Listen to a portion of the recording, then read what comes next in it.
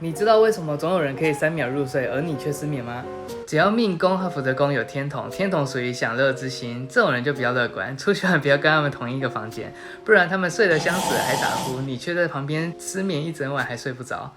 但如果你有廉贞的话，晚上安静的时候，你喜欢想东想西，而且大多时候属于这种悲观消极的。如果你的福德宫、命宫或对宫又有以下这几种特征：七煞、破军、贪狼，